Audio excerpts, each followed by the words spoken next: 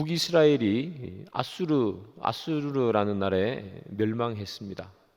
이 아수르죠. 아시리아라는 이 나라는 어떤 한 나라를 이렇게 정복하면 그 나라에 대해서 어떤 정책을 펴는가 하면 이주 정책을 펼쳤어요.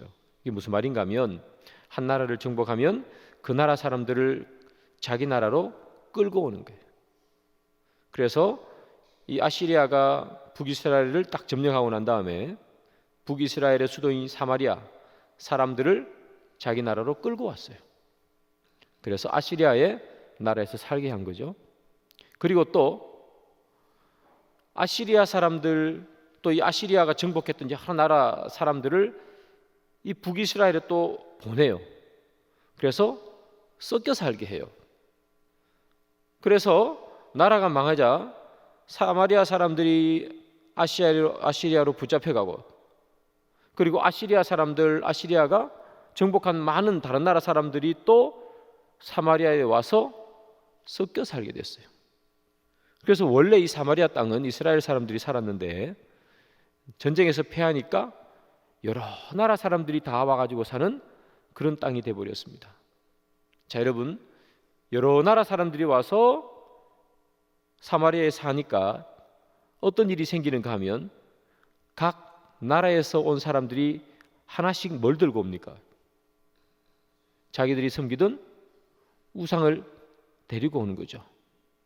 그래서 이 사마리아는 원래 처음 하나님께서 가나안 땅을 정복할 때는 젖과 꿀이 흐르는 거룩한 땅이었지만 남북으로 나뉘고 북쪽 이스라엘이 우상을 많이 섬기던 그런 나라였음에도 불구하고 어쨌든 아시리아의 나라가 뺏겨버리니까 여러 나라 민족이 들어와가지고 거기서 또 우상이 판을 치는 나라, 그 나라가 이 사마리아 땅이 됐습니다. 그래서 신약에 가면 유대 민족들이 사마리아 싫어하는 이유가 바로 이런 거죠. 너희들이 무슨 유대인이냐, 이런 거죠. 섞여 살았기 때문에. 자, 그래서 섞여 살다 보니까 그들이 가지고 있는 신들을 또 섬기는 거죠. 그래서 이 사마리아 땅, 북이스라엘 땅이 어떤 곳이 됐는가 하면 뭐 하나님을 찾아볼 수 없고 온갖 이방 신들이 다 모여 있는 그런 도시가 되어버렸습니다. 자, 그러니까 그 모습을 보던 하나님께서 화가 났습니다. 그래서 심판을 해야 되겠다, 그렇게 생각하고 오늘 본문에 보면 사자를 보냅니다. 이 사자는 하나님의 사자할 때 사자가 아니고 동물 사자 있잖아요. 으르렁하는 라이언, 그 사자를 보낸 거예요. 그 사자가 와가지고 사람들을 물어서 죽였어요. 이게 하나님의 심판입니다. 자, 그러면 여러분, 하나님께서 뭐 그렇게 사자를 왜 보내나? 다른 방법으로 심판할 수도 있을 텐데 하나님 뭐 그때 사자를 보내가지고 사람을 물어뜯게 하시나, 이렇게 생각할 수 있는데 이유가 있어요. 성경을 한번 보겠습니다.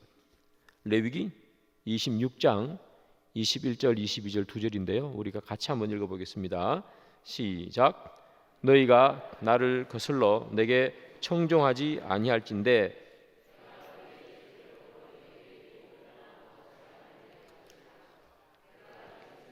너희 중에 보내리니 그것들이 너희의 자녀를 움키고 너희 가축을 멸하며 너희의 수요를 줄이리니 너희의 길들이 황폐하리라. 즉 이런 말 나오죠. 너희가 나를 그슬로 청종하지 아니할진대 내가 들짐승을 너희에게 보내리라. 이게 하나님께서 레위기잖아요. 율법을 이스라엘 백성들에게 주시면서 하신 말씀이에요. 너희들이 나를 섬기지 않으면 내가 들짐승을 너희들에게 보내가지고 내가 너희들을 죽여버리겠다, 이렇게 표현한 거예요. 자, 이 사마리아 땅 북이스라엘 땅이지만 그러나 하나님께서 처음 이렇게 주신 젖과 꿀이 흐르는 땅 아닙니까? 그죠? 원래 그 땅인데 그 땅에서 하나님의 말씀을 청종하지 아니하고 우상을 섬기고 이방신을 섬겼더라니. 그래서 하나님이 심판으로 저기 나오는 이 레위기의 말씀을 응하는 거죠. 사자를 보내서 물어 죽였습니다. 자, 그러면 우리가 이렇게 생각해 볼 수 있습니다. 아니, 레위기 저 말씀은 누구에게 주신 말씀이죠? 이스라엘 백성들에게 주신 말씀이죠. 그런데 사마리아 땅에서 온갖 우상을 지금 섬겨서 사자에 물려 죽은 사람들은 누구예요? 아시리아가 사마리아에 보낸 이주민들이잖아요. 이주민들이 자기 신을 들고 와가지고 그곳에서 우상을 섬기다가 하나님이 진노해서 사자를 보내서 그들을 물어뜯었거든요. 그러면 아니 왜 들짐승을 보내서 죽이는 건 이스라엘 백성들이 하나님을 청종하지 않을 때 하는 건데 왜 이방인들이 사자를 물어뜯려 죽여야 되느냐? 그거 분명히 이스라엘 백성들에게 한 얘기인데 이 사람들은 이방인들이 아니냐? 왜 이방인들이 그런 율법을 들은 적도 없고 그런 언약을 하나님과 맺은 적도 없는 사람인데 그 사람들이 왜 여기서 죽게 되느냐 이 말이죠. 자, 그것은요 이유가 있습니다. 그 이유는 뭐냐면 그 땅이 누구 땅이에요? 하나님의 땅이기 때문에. 그 땅이 원래 적과 꿀이 흐르는 정결하고 순결한 하나님의 땅이기 때문입니다. 물론 이방인입니다. 죽은 사람은 이주민들이고, 그러나 그들이 이방인이고 이주민이라고 해서 그 땅에서 함부로 살아서는 안 되는 겁니다. 그 땅은 하나님의 법칙이 흐르는 땅입니다. 그래서 그 땅에 사는 사람들은 하나님의 법칙을 준수해야 합니다. 여러분, 우리 가운데 새 들어 살아본 적이 있으시죠? 나는 평생 한 번도 새 살아본 적이 없다, 전세 살아본 적이 없다, 뭐 월세 같은 것, 그런 분도 있을 수 있겠습니다만 우리는 대부분 새 들어 살아봤어요. 여러분, 새 들어 살면 주인이 허락 안 하면 내 마음대로 못 하나 못 박는 거 아시죠? 주인이 박지 마 그러면 저기 못 하나 못 박습니다. 그게 새 들어 사는 사람입니다. 제가 영국에서 1년 동안 공부한 적이 있었는데요. 그래서 그 어떤 집에 살아야 될 거 아닙니까? 그래서 이제 거기 미국, 영국 같은 데는 이제 전세 같은 게 없이 월세니까 어쨌든 계약하고 그래서 그 집에 들어갔는데 계약하는 날 주인이 저한테 뭘 내미는가 하면 제가 쓸 그 방에 목록을 종이로 이렇게 쭉 프린트해가지고 저한테 주는 거예요. 여기에 뭐 있고 숟가락 몇 개, 젓가락 몇 개, 테이블, 뭐 의자. 우리나라는 이사 가면 이제 아무것도 없잖아요, 집에. 그죠? 미국이나 유럽은 그렇지는 않거든요. 이사 가면 냉장고도 있고 뭐 다 있어요. 테이블도 있고 숟가락도 있고 다 적어놔요. 그리고 하는 말이 뭐냐면 너 나중에 계약 끝나고 나갈 때 요거 그대로 있어야 된다. 한 개라도 없어지면 어떻게 될까요? 물어내라 그래요. 한 개라도 없어지면. 바로 그겁니다, 여러분. 한 개라도 없어지면 물어내야 되는 거예요. 그대로 놔둬요, 그대로. 여러분, 이스라엘 백성들이 살고 있는 그 땅은요, 아수르가 정복했지만 아수르 땅 아닙니다. 누구 땅이에요? 하나님 땅이에요. 하나님 땅이기 때문에 주인이 원하는 그대로 있어야 됩니다. 그런데 자기들이 들어와가지고 마치 자기들이 건국했고 자기들이 정복했다고 해서 그 땅에서 자기 마음대로 자기 하고 싶은 대로 그렇게 살면 나중에 나갈 때 주인이 어떻게 한다고요? 너 배상해. 배상하라 그래요. 제가 미국에서 유학 마치고 한국 들어올 때 살던 집이 있습니다. 미국에서 살던 집. 그 아저씨 나중에 저한테 전화 와가지고 집 더럽다고. 아니 살다 보면 조금씩 더러워지죠. 그 뭐 제가 뭘 그렇게 크게 더럽혔겠습니까, 여러분? 얼마나 깔끔한데 제가. 뭐 안 믿으시는 것 같은데. 미국은 카페트에서 사는 카페트. 그러니까 2, 3년 살면 카페트가 더러워지죠. 그래서 뭐 제 한국으로 올 때 청소해야 된다고 얼마 내놔라 그러는 거예요. 그래서 주고, 야, 너 남으면 다시 돌려줘야 된다 그랬는데, 뭐 이미 한국에 왔는데 뭐 어떻게 돌려받겠습니까? 안 돌려줘요. 내 돈 더 많이 들어갔다 그렇게 얘기하더라고요. 원래대로 안 해놓으면요, 이렇게 벌금 내는 겁니다. 벌금. 하나님께서 원하시는 것은 적과 꿀이라는 그 땅 그대로 있기를 소원하는 거예요. 고치지 말라는 거예요. 거룩하라는 거예요. 그런데 그들이 와서 마치 자기 땅인 것처럼 그냥 그렇게 자기 멋대로 주인 허락 없이 주인이 원하는 않는 것을 그냥 해버린 거예요. 이것저것 못 받고 이거 뜯어내고 저거 뜯어내고. 그들이 세입자인데 마치 주인인 것처럼 행세하더라는 얘기죠. 그래서 하나님께서 뭘 보내시는 거예요? 들짐승 보내는 거예요. 너희 땅 아니야 하는 그런 이야기죠. 여러분, 우리가 이 땅에 살면서 우리가 늘 세입자처럼 생각 안 하고 살 때가 많잖아요. 그렇죠? 우리 분명히 이 땅에 살 때 세입자로 사는데 우리가 늘 고백하잖아요. 내 거 하나도 없습니다. 하나님 것입니다. 이렇게 고백하잖아요. 어떻게 보면 다 하나님께서 주신 것이고 하나님께서 우리에게 내리신 것으로 우리가 살아가는 세입자인데 내 마음대로 살 때가 많아요. 내 몸도 그렇고 이것도 하나님께서 우리에게 주신 건데 내가 내 주인인 것처럼 쓰기도 하고 우리가 하나님 앞에 받은 재물도 하나님께서 우리에게 주신 건데 내 거인 것처럼 그렇게 우리가 쓰기도 하고 마치 세입자라는 것을 우리는 다 잊어버리고 그렇게 살잖아요. 그때 하나님께서 뭐 하시는 거예요? 들짐승을 여기서 보내서 그건 네 거 아니야 얘기하시는 거예요. 때로 여러분 우리가 하나님께서 우리를 힘들게 하실 때 내가 내 것을 하나도 가진 것이 없는데 내가 내 것처럼 그렇게 살고 있지 않는가? 이 땅은 분명 하나님께서 나에게 주신 땅인데 내 땅인 것처럼 내 것인 것처럼 우리가 살고 있지 않는가? 그렇게 우리 생각해 봐야 되는 거예요. 여러분 여호수아 5장 15절을 우리 한번 살펴보겠습니다. 여호수아 5장 15절 다 같이 한번 읽을까요? 시작. 여호와의 군대 대장이 내가 선 것은 거룩하니라 하니 여호수아가 그대로 행하니라. 길갈에서 있었던 일이에요. 길갈에서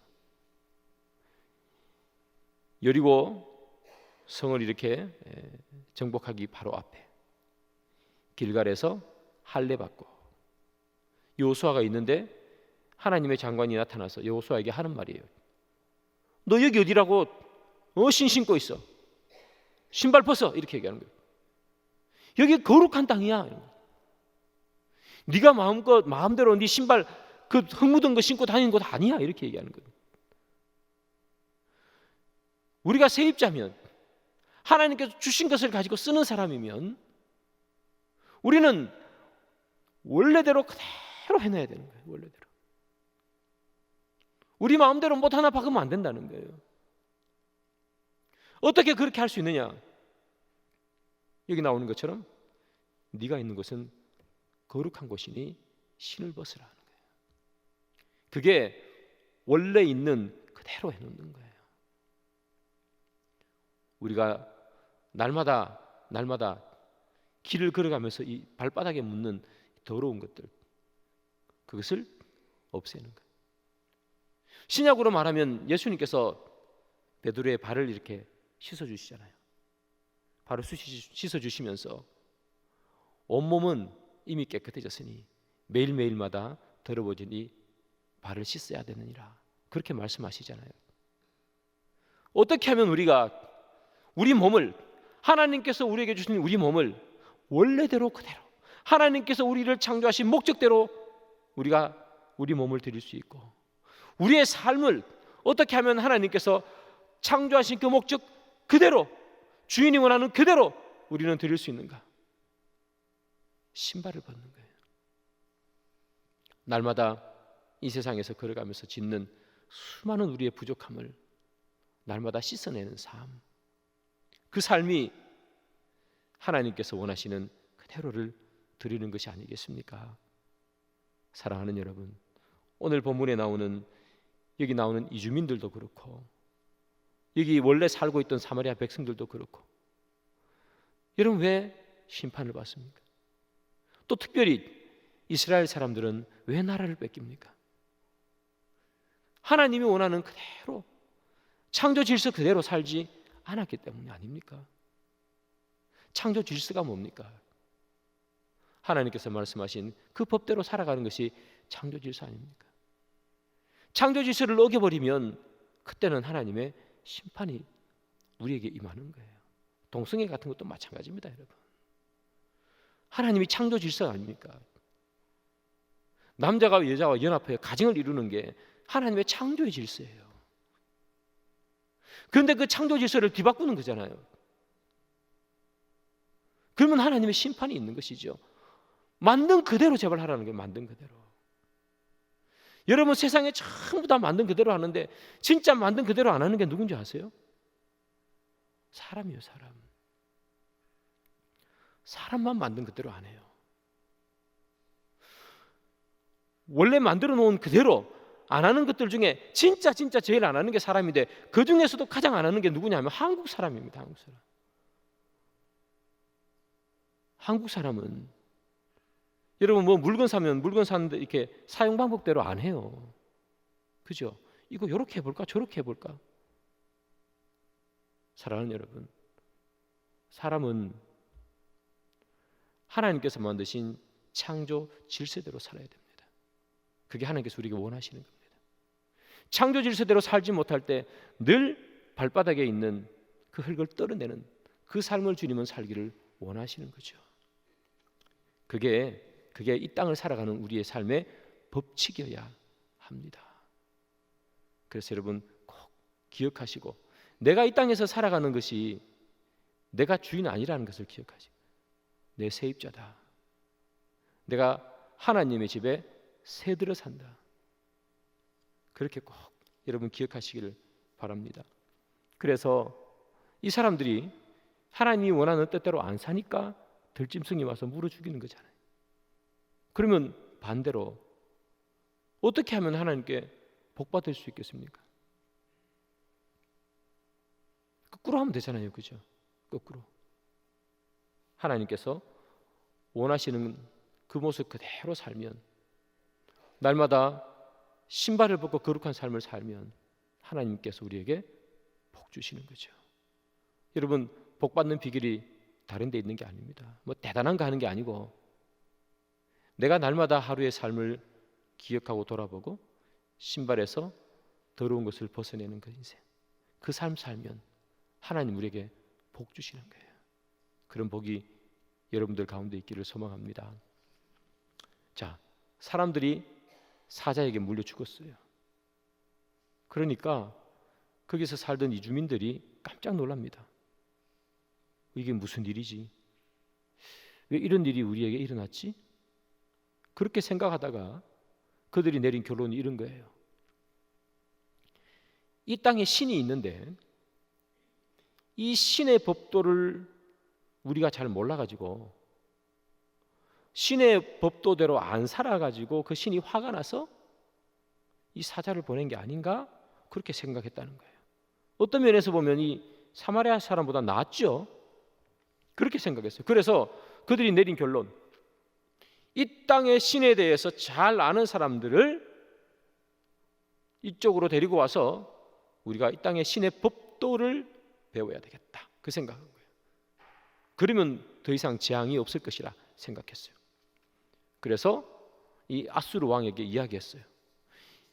이 땅, 즉 이 사마리아 땅에 이 땅을 다스리는 신, 그 신에 대한 그것을 잘 아는 사람을 우리에게 좀 보내주세요, 이렇게 얘기했습니다. 그러니까 이 아수르 왕이 그 이야기를 듣고 사마리아에서 붙잡아 온 제사장 한 명을 다시 보내줍니다. 그래서 그 제사장이 다시 자기 땅으로 돌아왔어요. 그래서 이주민들에게 하나님의 법을 가르쳐 줍니다. 자, 그런데 다시 돌아온 이 제사장, 잡혀갔다가 다시 돌아온 이 제사장이 어디로 가는가 하면 오늘 본문에 보면 베델에 갔다 그랬어요. 베델에 거주하면서 그곳에서 사람들에게 하나님의 법도를 가르쳤어요. 자, 그러면 이 사람은 왜 베델에 거주하는가 말이죠. 왜 베델에 거주하는가? 이유가 있습니다. 여러분, 원래 이스라엘이 하나였는데 두 개로 나눠지잖아요. 두 개로 나눠지면서 북이스라엘을 만들었던, 건국했던 최초 북이스라엘의 왕이 누구냐 하면 여로보암이죠. 이 여로보암이 북이스라엘이라는 나라를 딱 세우고 보니까 어떤 일이 일어나는가? 자꾸 사람들이 제사를 지내는데 어디로 가요? 예루살렘으로 가는 거예요. 예루살렘은 남유다에 있잖아요. 아니, 자기 나라 백성이 자꾸 남은 나라 간단 말이에요. 자꾸. 그 기분이 안 좋죠. 안 되겠다. 우리도 이런 제사를 지낼 수 있는 제단을 만들어야 되겠다. 이렇게 생각했어요. 그래서 북이스라엘의 제단을 두 군데 만들어요. 저 위에 단이라는 곳에 하나, 요 밑에 베델이라는 곳에 하나, 두 개를 딱 만들어 놔요. 너 이제 예루살렘으로 내려가지 말고 여기서 제사 드려, 이렇게 했어요. 그게 문제는 뭐냐면 단과 베델에 제단을 만들었는데 거기다가 금송아지를 만들어 놨어요. 요게 하나님이야, 이렇게 얘기한 거예요. 이거 하나님이야. 이 하나님한테 너희들이 제사 지내면 돼, 이렇게 얘기한 거예요. 그게 그 제단이 있었던 것이 베델과 단이에요. 자, 여러분, 그렇게 말도 안 되는 금송아지를 만들어 놓고 여기서 제사 지내 하나님 앞에 이렇게 얘기하니까 누가 제일 지금 현대말로 열받았는가 하면 제사장들이 화가 났습니다. 북이스라엘에 있던 하나님을 잘 섬기던 제사장들이 화가 났어요. 아니, 저게 어떻게 금송아지 만들어 놓고 말이야, 저걸 어떻게 하나님이라고 섬기라 그래. 화가 났어요. 그래서 북이스라엘에 있던 의로운 제사장들은 다 남쪽으로 이사가 버립니다. 자, 남쪽으로 대거 이사가 버리니까 북이스라엘의 제사장이 있습니까, 없습니까? 뭐 몇 명 남아 있었겠지만 엄청나게 부족했겠죠, 숫자가. 그래서 여로보암이 어떻게 하느냐? 여러분 아시는 것처럼 제사장은 레위 자손이 하나님의 그 일들을 할 수 있습니다, 그죠? 그리고 제사장은 레위 자손 중에서도 아론 지파의 자손들만 제사장 합니다. 그런데 여로보암이 어떻게 하느냐? 아무나 시켜요. 출신 성분에 관계없이. 야, 너 저 제사장해. 너 제사장해. 너 그래, 돈 많이 내한테 줬으니까 너 제사장해. 이렇게 해버렸단 말이죠. 아무나 제사장 하는 거예요. 그 제사장들이 베델과 단에서 제사를 주관했어요. 오늘 본문에 나오는 이 이주민들에게 하나님의 법을 가르쳐야 되는 이 제사장이 아수르로 끌려갔다가 다시 자기 나라에 와서 베델에 갔다는 거예요. 그건 무슨 말입니까? 원래 금송아지 만들어 놓고 이거 하나님이다 라고 얘기하면서 거기에서 제사를 지내던 무자격의 제사장이었겠죠. 그래서 그는 베델에 간 거예요. 그래서 그가 하나님에 대해서 가르쳐줬습니다. 제대로 가르쳤겠습니까? 지가 뭘 알고 가르쳤겠습니까? 그러나 어쨌든 가르쳤습니다. 결과를 한번 보겠습니다. 열왕기하 17장 28절과 29절 두 절입니다. 다 같이 읽습니다. 시작.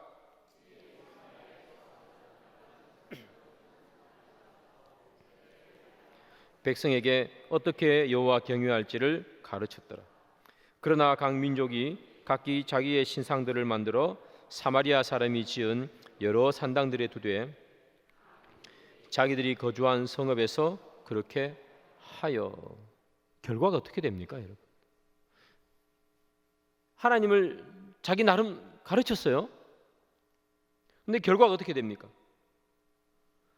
가르쳤더라. 그러나 각 민족이 각기 자기의 신상을 만들어. 물론 자기는 미달의 제사장입니다만 열심히 가르쳤을 거 아닙니까? 자기 나름대로 열심히 가르쳤는데 결과가 어떻게 돼요? 각 민족이 자기의 신상을 만들어.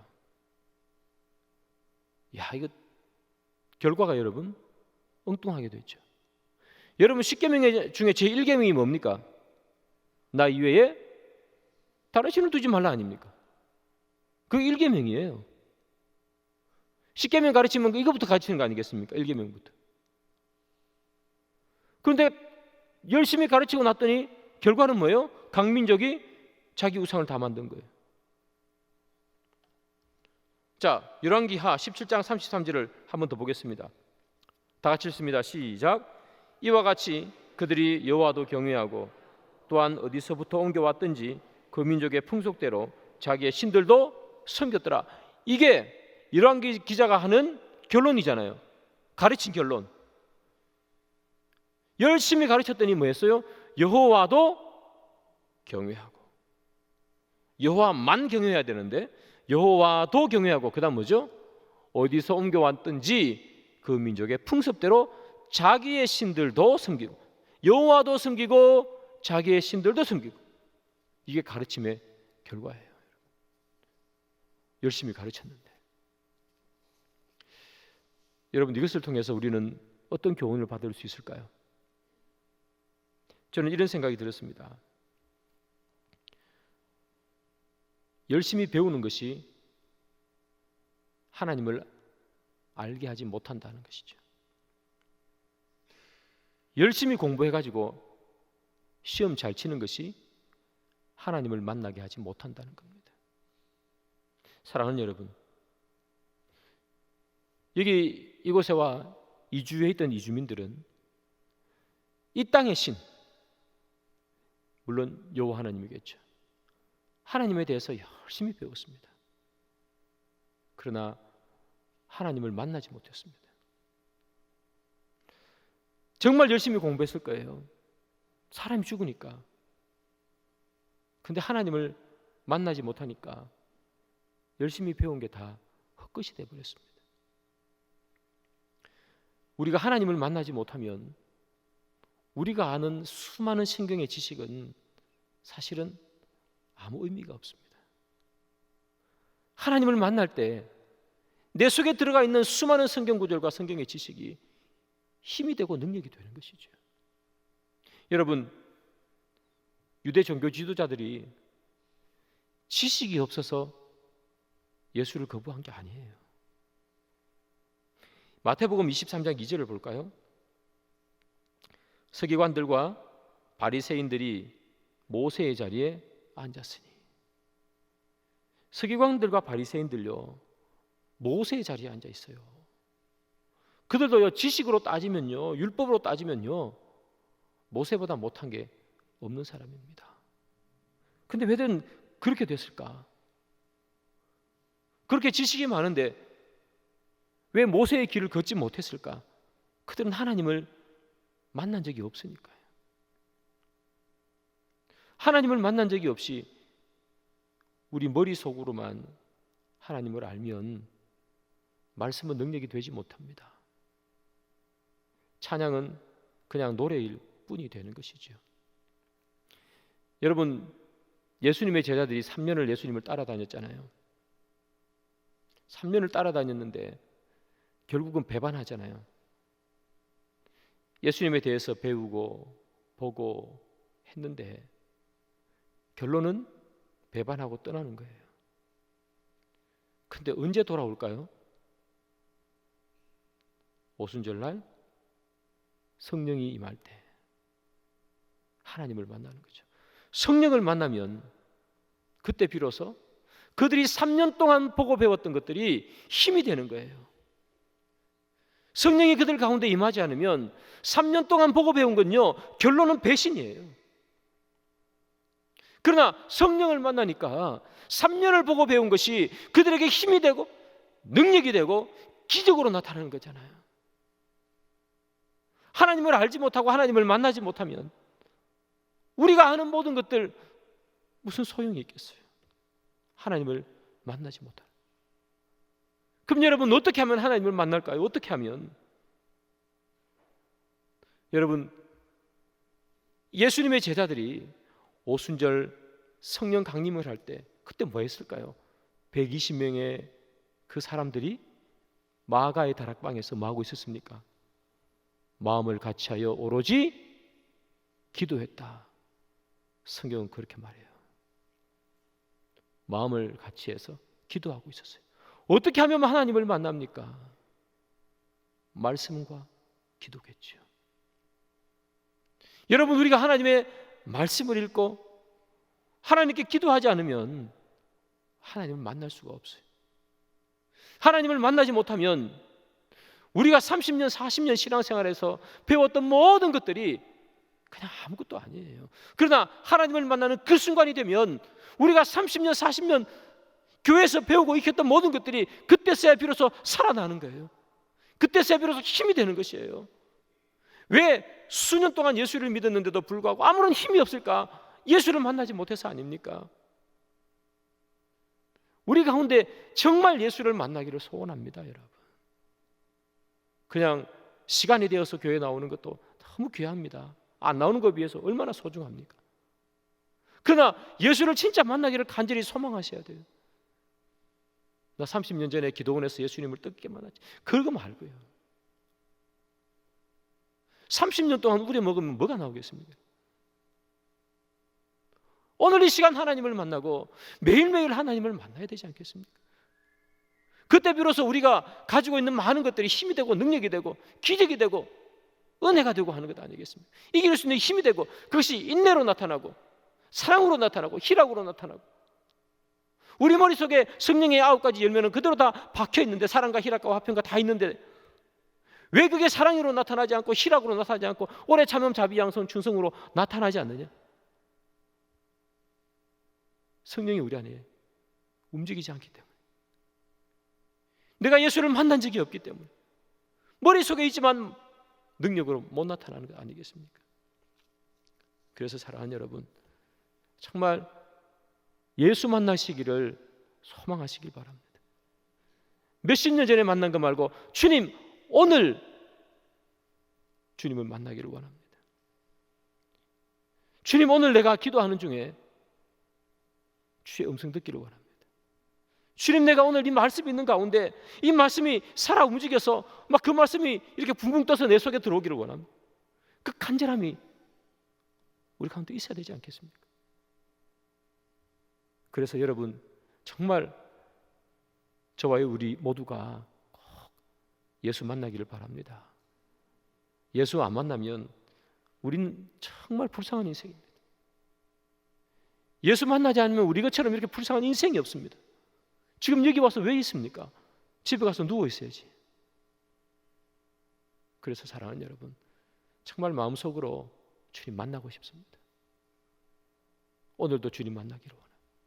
주의 음성에 감동되기를 원하고 말씀이 있는 중에 주의 말씀에 감동되기를 원하고 기도하는 중에 주의 뜻이 떠오르기를 소망합니다. 그런 기도와 간절함 있는 저와 여러분들이 되기를 바랍니다. 자, 여러분 이 사람들은요 그냥 배우기만 했어요. 그래서 하나님을 머릿속으로만 있지 삶 속에서 하나님을 만난 적이 없으니 그냥 그대로 하나님도 섬기고 자기들의 신도 섬기는 그런 사람이 됐어요. 불쌍한 사람들이죠.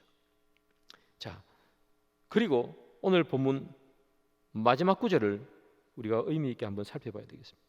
41절인데 같이 한번 읽습니다. 시작. 이 여러 민족이 그들의 자자손손이 그들의 조상들이 행하던 대로 그들도 오늘까지 행하니라. 자, 41절에 그들의 자자손손이 그들의 조상들이 행하던 대로 그들도 오늘까지 행하니라 이렇게 되어 있죠. 오늘까지. 이 오늘까지가 언제일까요? 오늘이 이 열왕기 하를 쓰는 그때 아니겠어요, 그죠? 오늘까지. 여러분 열왕기 하를 언제 썼다고 제가 말씀드렸습니까? 여러 번 말씀드렸습니다. 언제 썼다고 그랬죠? 열왕기서를 이스라엘 백성들이 바벨론의 포로로 끌려가서 그때 쓴 거예요. 막 눈물을 흘리면서. 그때 썼으니까 어떤 의미를 담고 있겠습니까? 그때 잘할 걸. 그런 의미가 들어가 있을 거고, 이 책을 읽는 사람들은 앞으로 우리처럼 후회하는 인생 살지 마세요 하는 내용들로 기록되어 있겠죠. 그러면서 쓴 말이에요. 오늘까지 그대로더라. 오늘까지도. 그 옛날에 짐승이 와서 물어 죽이는 그런 심판, 나라가 망하는 심판, 그 심판을 왜 받았다 그랬습니까? 하나님이 주신 땅에 지가 주인인 것처럼 세입자하면서 자기가 주인인 것처럼 주인 행세하면서 살았으니까, 지 하고 싶은 대로 알아서 살았으니까. 주인이 못 박지 말라 그랬는데 지금 못 박았단 말이죠. 주인이 이거 섬기지 말라 그랬는데 세입자가 자기 마음대로 우상 섬기며 살았단 말이죠. 그래서 이런 일이 벌어진 거 아닙니까? 그런데 나라 망한 것도 짐승에 물려서 죽으면서도 불구하고 오늘까지 그대로 행했다는 얘기예요. 오늘까지. 왜 오늘까지 그대로 행합니까? 안타까워하는 마음이 없으니까요. 안타까워하는 마음이. 나라가 망한 것에 대한 안타까운 마음. 왜 이렇게 되었을까에 대한 절규하는 마음. 그 안타까움이 없어요. 그래서 이렇게 됐어요. 안타까워하는 마음 있으면 회개라도 했을 텐데, 그죠? 내가 왜 이렇게 살아야 했을까 하는 것은 아니겠어요? 사랑하는 여러분, 우리 안에 이런 안타까움이 있기를 소망합니다. 이 사람들은 그게 없어요. 그래서 그냥 그대로 살아요. 저거 백성이 조상이 망했는데 똑같이 살아요. 똑같이. 안타까움이 어떤 안타까움을 말하는 것입니까, 여러분? 왜 이렇게밖에 못 살았을까 하는 안타까움 아니겠어요? 왜 우상 섬기며 살았을까? 그때 우상 섬기지 말고 하나님 잘 섬길까? 여러분, 우리 가운데 그런 안타까움이 있기를 바라요. 나의 하루를 돌아보면서 하나님, 내가 이것밖에 못 살았습니다. 그런 안타까운 마음이죠. 분명 하나님 말씀 내가 잘 알고 하나님께서 우리에게 무슨 말씀하시는지 우리가 잘 아는데 하나님, 내가 이것밖에 못 살았습니다 하는 안타까움이에요. 그냥 하루 살고 아무 생각 없이 집에 와서 그냥 씻고 자는 인생이 아니라 오늘 하루를 돌아보면서 안타까워하는 인생이에요. 여기 나오는 이 북이스라엘 사람들이 자기 하루를 돌아볼 수 있었다면, 오늘 하루 내 발에 얼마나 많은 신의 그 때가 묻어 있었는지, 이 하나님의 거룩한 땅에 내가 이 신발을 신고 감히 들어갈 수 없는 그런 인간이었음을 매일매일 그들이 깨달았다면, 그래서 안타까워했다면, 오호라 나는 공고한 자로다, 누가 나를 이 사망의 법에서 구해낼까 하는 이 바울의 탄식처럼, 하나님, 내가 정말 공고한 사람입니다라는 이 탄식이 그들에게 있었다면 나라가 망했겠습니까? 탄식이 없는 거죠. 탄식이 없으니까 회개도 없고, 회개도 없으니까 자기 조상들도 그렇게 하고 자자손손 대대로 그냥 그렇게 살아와 나라가 망했음에도 불구하고 아무런 반성이 없는 것 아닙니까? 여러분, 예수 믿는 사람하고 안 믿는 사람하고 다른 점이 딱 하나 있다면 바로 이거겠죠. 탄식 아닙니까? 회개하는 것이죠. 나의 잘못을 돌아보고 후회하는 것이 아니라 나의 잘못을 돌아보면서 회개하는 것. 이게 믿는 사람의 안 믿는 사람과의 차이 아니겠습니까? 사랑하는 여러분, 여러분들이 우리 스스로를 바라보며 이런 깊은 탄식이 있기를 바랍니다. 여러분, 죄가 깊은 곳에 은혜가 깊다 그렇게 말하지 않습니까? 나의 죄가 많이 생각나고 내 탄식이 깊어질수록 그곳에는 하나님의 은혜가 더 깊어집니다. 그런데 이 탄식이 없는 곳에는 하나님의 은혜도 없어요. 그래서 나라가 망한 채 그대로 지내지 않습니까? 말씀의 결론을 맺습니다. 사랑하는 여러분, 오호라 나는 공고한 자로다. 이 바울의 탄식을 여러분 기억하십시오. 바울이 우리보다 잘 살아도 10배 100배 더 하나님 원하면서 하나님 원하시는 대로 잘 살았지 않겠습니까? 그런데도 불구하고 그 자신을 보면서 날마다 탄식하는 거예요. 내가 이것밖에 못 사나? 내가 사돈데 이것밖에 안 되나? 사람들이 볼 때는 엄청나게 경건한 것처럼 나를 바라보는데 자기 속에 있는 수많은 죄가 자기 속에 그들이 자기 자신은 아니까 내가 이것밖에 못 사나? 내 속에 있는 하나님의 법과 또 다른 법이 싸우고 날마다 패배하는 내 삶 이것밖에 살지 못하나? 하나는 그 탄식이 있으니 바울이 바울 되는 거예요. 여러분 바리새인과 사두개인들 탄식하는 거 보셨습니까? 우리 가운데서도 이런 깊은 탄식이 있기를 바랍니다. 그때 하나님이 우리 가운데 있는 것이죠. 우리 가운데 찾아오시고 우리 가운데 오셔서 우리를 위로하십니다. 다윗이 여러분 시편 51편을 보면 깊이 탄식하잖아요. 바세바를 범하고 나단의 책망을 듣고 그리고 다윗이 그대로 무릎을 꿇고 앉아 깊이 깊이 탄식합니다. 깊이 나는 이것밖에 안 되는 인간입니다.